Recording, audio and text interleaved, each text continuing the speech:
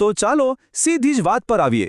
આજના આ ઐતિહાસિક વિશ્લેષણમાં આપણે ગુજરાતના અત્યંત પ્રખ્યાત એવા સોલંકી વંશની વાત કરવાની છે. ઘણીવાર ઇતિહાસમાં રાજાઓ અને મોટા સામ્રાજ્યો વિશે એવી વાતો સાંભળવા મળે છે જે સાંભળવામાં તો ખૂબ રોમાંચક લાગે પણ વાસ્તવિકતાથી ક્યાંય દૂર હોય છે. રાજા સિદ્ધરાજ જયસિંહ અને કુમારપાળાના સમયને આપણે ગુજરાતનો સુવર્ણ યુગ માનીએ છીએ, બરાબર ને? પણ એક ઇતિહાસકારની નજરે જોઈએ તો એ જાણવું ખરેખર બહુ જ રસપ્રદ છે કે આ બધી વાતોમાંથી કેટલી વાતો માત્ર લોકવાયકાઓ છે અને કેટલી વાતો નક્કર ઐતિહાસિક પુરાવાઓ જેમ કે શિલાલેખો અને ખોદકામ પર આધારિત છે. તો આજે આપણે પૌરાણિક કથાઓ અને વાસ્તવિક પુરાવાઓ વચ્ચેનો ભેદ ઉકેલીશું. આજના આ સેશન માટેની રૂપરેખા એક પ્રકારના સિલેબસ જેવી જ છે. સૌથી પહેલાં દંતકથાઓ અને ઐતિહાસિક પુરાવાઓ, ત્યારબાદ પ્રાથમિક વિરુદ્ધ ગૌણ સ્ત્રોતો, ત્રીજું આ સુવર્ણ યુગ માટેનું ભંડોળ ક્યાંથી આવતું, ચોથું રાજકીય શક્તિ તરીકે સ્થાપત્યનો ઉપયોગ, પાંચમું પતન અને રાજ્યનું વિભાજન, અને અંતે ઇતિહાસનો ચુકાદો. તો વિભાગ 1થી શરૂઆત કરીએ. દંતકથાઓ અને ઐતિહાસિક પુરાવાઓ.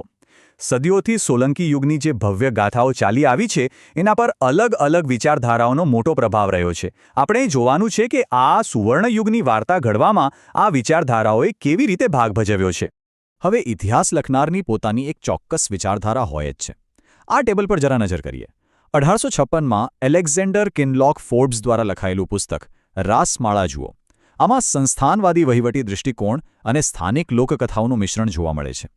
એટલે ચોક્કસ ઐતિહાસિક તથ્યો માટે તેની વિશ્વસનીયતા થોડી ઓછી છે. બીજી બાજુ 1946માં કે.એમ. મુનશી લખેલું સુવર્ણ યુગ છે. આ પુસ્તક રાષ્ટ્રવાદી ગૌરવ સાથે લખાયેલું છે, જેમાં શાસકોનું આદર્શીકરણ કરાયું છે અને અમુક નબળાઈઓને ઢાંકી દેવામાં આવી છે. તો સાચો ઇતિહાસ ક્યાં છે? સાચો ઇતિહાસ સમજવા માટે આપણે આ બંને સ્ત્રોતોને એક બાજુ મૂકીને શિલાલેખો અને અભિલેખીય પુરાવાઓની તટસ્થતા જોવી પડે, કારણ કે તેની વિશ્વસનીયતા સૌથી વધારે હોય છે. આગળ વધીએ વિભાગ 2 તરફ. પ્રાથમિક વિરુદ્ધ ગૌણ સ્ત્રોતો. ઐતિહાસિક ઘટનાઓમાં ઊંડા ઉતરતા પહેલાં આપણે આ ઐતિહાસિક સાધનોને ઓળખવા પડશે. મધ્યકાલીન ઇતિહાસ સમજવા માટે આ એક બહુ જરૂરી ટૂલકીટ છે. સૌથી પહેલાં આ બે વચ્ચેનો મૂળભૂત તફાવત સમજી લઈએ. પ્રાથમિક સ્ત્રોતો એટલે એવા સીધા પુરાવા જે ઘટના બની રહી હતી ત્યારે જ બનાવવામાં આવ્યા હોય. ઉદાહરણ તરીકે 1120ની સાલનો ગિરનારનો શિલાલેખ. આ શિલાલેખ તે સમયની રાજકીય અને આર્થિક સ્થિતિનું સીધું અને સચોટ વર્ણન કરે છે.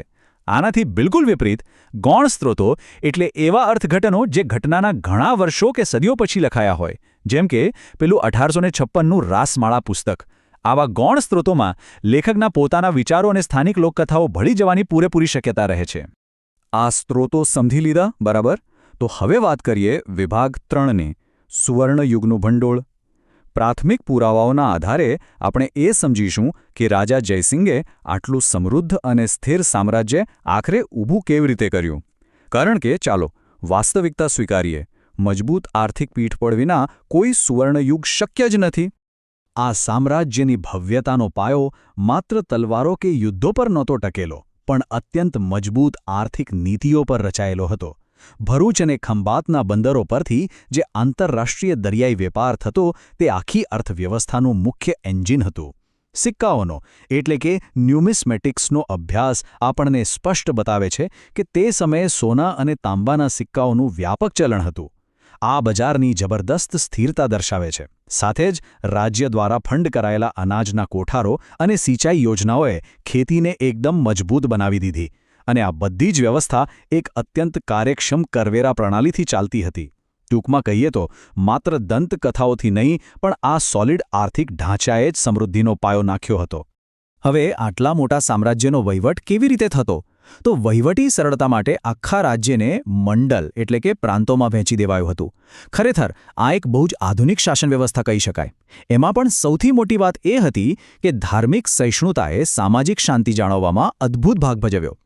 હિન્દુ અને જૈન સમુદાયો વચ્ચે સંવાદ જળવાઈ રહે એના માટે હેમચંદ્રાચાર્ય જેવા જૈન વિદ્વાનોને રાજ્યાશ્રય આપવામાં આવ્યો. પરિણામે સમાજમાં સંઘર્ષો ઘટ્યા અને દેશભરમાંથી શ્રેષ્ઠ કારીગરો અને વિદ્વાનો ગુજરાત તરફ આકર્ષાયા. આ જ સામાજિક સ્થિરતા આખરે આર્થિક વિકાસનું કારણ બની. હવે વિભાગ 4 તરફ નજર કરીએ. રાજકીય શક્તિ તરીકે સ્થાપત્ય. આ સુવર્ણ યુગની અઢળક સંપત્તિનો ઉપયોગ ક્યાં થયો? માત્ર આરામ કે ભોગવિલાસ માટે નહીં, પણ વિશાળ સ્થાપત્યોના નિર્માણ માટે. અને સાચું કહું તો આ પથ્થરો પેલી દંતકથાઓ કરતાં ઘણું મોટેથી બોલે છે. ખરા અર્થમાં જોઈએ તો સ્થાપત્ય એ રાજકીય શક્તિનું સીધું પ્રદર્શન હતું. પાટણની પ્રખ્યાત રાણકી વાવ જ લઈ લો. આ કોઈ સામાન્ય પાણીનો કૂવો બિલકુલ નહોતો. આ એક અત્યંત જટિલ એન્જિનિયરિંગ માસ્ટરપીસ છે. જમીનની અંદર 7 માળ ઊંડું ખોદકામ, પાણીના મહત્વને ઉજાગર કરતું એક અદ્ભુત ઊંધું મંદિર અને એની દિવાલોમાં કંડારાયેલા 500થી વધુ બારીક શિલ્પો. મારું ગુર્જર બાંધકામ શૈલીની આ પરાકાષ્ઠા છે. આ સ્થાપત્યો સાબિત કરે છે કે તે સમયનું એન્જિનિયરિંગ રાજ્યની શક્તિ, સંપત્તિ અને તકનીકી ક્ષમતાનું જીવંત ઉદાહરણ હતું. આ ઉપરાંત ગિરનારના મંદિરો અને સિદ્ધપુરનો રુદ્રમહાલય પણ આવા જ વિશાળ સ્થાપત્યો છે. શિલાલેખો પરથી એક બહુ જ આશ્ચર્યજનક પુરાવો મળે છે. મંત્રી સજ્જનના નેતૃત્વ હેઠળ ગિરનારના જૈન મંદિરો બનાવવા માટે આખા સૌરાષ્ટ્ર પ્રાંતની પૂરા 3 વર્ષની કરવેરાની આવક વાપરી નાખવામાં આવી હતી. જરાક કલ્પના તો કરો આ સ્કિલની. રુદ્રમહાલયની વિશાળતા પણ સીધી જ સોલંકીઓની સત્તા અને તાકાતનું પ્રતીક હતી. આ પુરાવાઓ એકદમ સ્પષ્ટ કરે છે કે આવા પ્રોજેક્ટ્સ કોઈ જાદુ કે ચમત્કારથી નહોતા બન્યા, પણ લોકો પાસેથી ઉઘરાવાયેલા વ્યાપક કરવેરા અને એક નક્કર અર્થવ્યવસ્થાના પરિણામે ઊભા થયા હતા. હવે ઇતિહાસનો નિયમ છે કે દરેક સામ્રાજ્યનો અંત તો આવે જ છે. વિભાગ 5 પતન અને રાજ્યનું વિભાજન. હવે આપણે ચકાસાયેલા પુરાવાઓ અને સમકાલીન રેકોર્ડ્સનો ઉપયોગ કરીને એ સમજીશું કે આટલા વિશાળ અને મહાન સોલંકી રાજ્યનું પતન કેવી રીતે શરૂ થયું. જરા આ સમયરેખા પર નજર કરીએ. 1142માં જયસિંહના મૃત્યુ પછી કુમારપાળ સત્તા પર આવ્યા અને ત્યાં સુધી સામ્રાજ્યનો સુવર્ણયુગ જળવાઈ રહ્યો. પણ 1172માં જેવું કુમારપાળનું અવસાન થયું કે તરત જ આ સુવર્ણકાળ જાણે પૂરો થઈ ગયો. 1195 આવતા સુધીમાં તો અંદરખાને બળવાઓ અને બહારથી આક્રમણો શરૂ થઈ ગયા હતા અને છેવટે 1244માં સામ્રાજ્યના જ પોતાના સેનાપતિઓ, વાઘેલા સરદારોએ સત્તા આંચકી લીધી. આ આખી ક્રોનોલોજી આપણને બતાવે છે કે સામ્રાજ્યનું પતન કોઈ એક રાતમાં નહોતું થયું. આ એક ધીમી પણ સ્પષ્ટ પ્રક્રિયા હતી. વાસ્તવિકતા અને રોમાંચક કથાઓ વચ્ચેનો અસલી તફાવત અહીં એકદમ સ્પષ્ટ થાય છે. એક તરફ આપણી પાસે પ્રાથમિક જૈન ગ્રંથો છે જે અત્યંત વાસ્તવિક અને કડવું ચિત્ર રજૂ કરે છે. તેમાં સ્પષ્ટ લખ્યું છે કે કુમારપાળ પછી વારસાઈ માટે ભયંકર સંઘર્ષ થયો હતો. વાસ્તવિક વારસદાર ગોવિંદરાજને હટાવીને અજયપાળે સત્તા કબજે કરી લીધી અને પછી રાજદરબારમાં કાવતરા શરૂ થયા. બીજી તરફ પાછળથી લખાયેલા સંસ્થાનવાદી રેકોર્ડ્સ જુઓ. એ લોકો આ કડવી વાસ્તવિકતાને સાવ ઢાંકી દે છે અને લોકકથાઓના આધારે તેને માત્ર એક સામાન્ય પારિવારિક બદલાવ તરીકે રજૂ કરે છે. પણ સાચો ઇતિહાસ સમજવો હોય તો આપણે તથ્ય સ્વીકારવા પડે. તો આખરે એવા કયા પરિબળો હતા જેણે સામ્રાજ્યને અંદરથી ખોખલું કરી નાખ્યું? પહેલી વાત, કુમારપાળના મૃત્યુ પછી સક્ષમ નેતૃત્વનો સંપૂર્ણ અભાવ ઊભો થયો. સત્તા માટેના અંદરોઅંદરના ઝઘડાઓએ રાજાની પકડ સાવ નબળી પાડી દીધી. બીજું, સંરક્ષણનો ખર્ચ કાઢવા માટે ખેડૂતો પર ભારે કરવેરા લાદવામાં આવ્યા, જેનાથી સામાન્ય લોકોમાં જબરદસ્ત અસંતોષ ફેલાયો. આ પરિસ્થિતિનો સીધો ફાયદો ઉઠાવીને પ્રાંતીય ગવર્નરો એટલે કે મંડલિકોએ બળવો પોકાર્યો અને પરિણામ, રાજા ભીમદેવ બીજાના સમયમાં લવણપ્રસાદ જેવા શક્તિશાળી વાઘેલા સરદારોએ પોતાની સ્વાયત્તા જાહેર કરી દીધી અને સત્તા પર કબજો જમાવ્યો. જાણે આંતરિક નબળાઈઓ ઓછી હોય તેમ બાહ્ય આક્રમણોએ રહીસહી કસર પૂરી કરી દીધી. ઉત્તર તરફથી ઘુરીડ અને દિલ્હી સલ્તનતના સતત હુમલાઓ ચાલુ હતા. દક્ષિણમાંથી યાદવ સામ્રાજ્યોએ આક્રમણો કર્યા તો પૂર્વમાં માળવાના પરમારોએ સોલંકીઓના પ્રદેશો પર કબજો જમાવવાનું શરૂ કર્યું. આ ચારે તરફથી થતા સતત યુદ્ધોએ પહેલાથી જ અંદરથી તૂટી ગયેલા રાજ્યના તમામ સંસાધનો અને ખજાનાને પૂરેપૂરો નીચોવી લીધો. અને હવે વિભાગ 6 ઇતિહાસનો ચુકાદો. આપણે આખું વિશ્લેષણ શા માટે કર્યું? લોકપ્રિય દંતકથાઓ કરતાં નક્કર ઐતિહાસિક પુરાવાઓનું મહત્વ શા માટે વધારે છે તે સમજવાનો આ સાચો સમય છે. આ જુઓ, ખુદ રાજાએ જ પોતાનું પતન કેવી રીતે સ્વીકાર્યું છે.